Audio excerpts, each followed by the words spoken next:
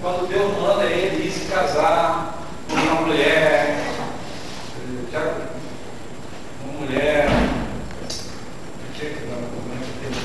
adulta, né? Então a narrativa.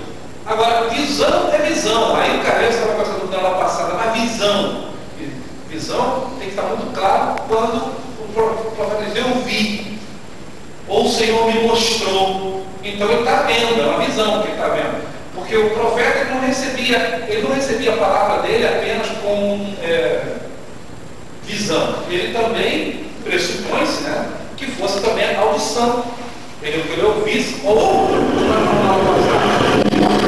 se o processo é parecido, não vai botar isso no YouTube. Se o processo é parecido com o que Deus fala conosco, com a forma que Deus fala conosco, então a revelação do profeta pode nem ter sido nem visão nem audição, ele pode ter sido uma obra do Espírito Santo falando internamente a ele, e ele tem a plena convicção de que era Deus, porque tanto que ele usava a fórmula do mensageiro. Qual é a fórmula do mensageiro? Assim diz o Senhor. Então ele dizia realmente, é Deus que está falando, né? Por exemplo, a gente tem que tomar muito cuidado na atualidade, nós como pregadores, de dizer, o Senhor me disse. E vamos com calma, pode ser que tenha dito. Você tem certeza absoluta que o Senhor te disse? Ou é impressão tua que Deus está te falando? Agora, se eu pego um texto da palavra de Deus, eu posso dizer com autoridade. O Senhor está dizendo o quê? Porque é a Bíblia, é a palavra de Deus. Por isso que o John Stott, naquele livro sobre pregação, ele diz assim, eu não concordo que o pregador, o ministério do pregador é o ministério dos profetas. Porque a forma como Deus fala com o pregador é diferente da forma que Deus fala com os profetas. Com os profetas é uma fala de Deus de primeira mão. Deus falando diretamente ao profeta. O pregador, eu diria que de segunda mão, porque o pregador prega em cima da palavra escrita que Deus deu a um profeta, né? E que foi transmitida através da escrita. Então, é bom fazer essa diferenciação. Bom, aí talvez o Hildo ou qualquer outro de tradição pentecostal vai dizer assim, não, mas existe o dom de profecia eu não estou questionando o dom de profecia como o dom do Novo Testamento, mas o dom de profecia do Novo Testamento não tinha nada a ver com o dom do profeta do Antigo Testamento. O Antigo Testamento era uma revelação dos planos eternos e salvíficos de Deus. Então era uma revelação especial, né?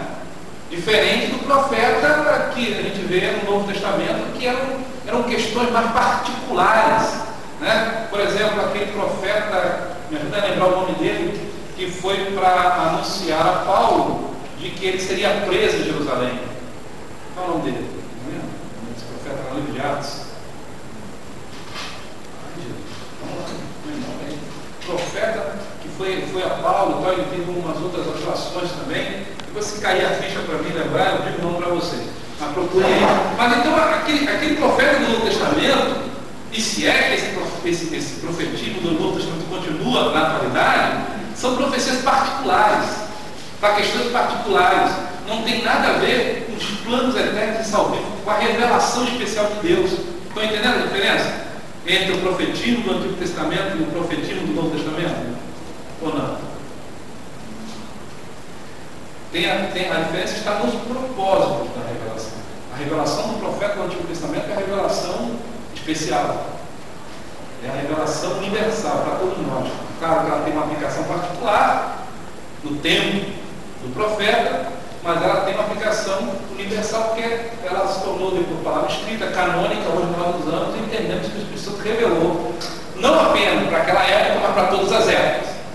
Essa é a nossa concepção. Correto? Fala isso.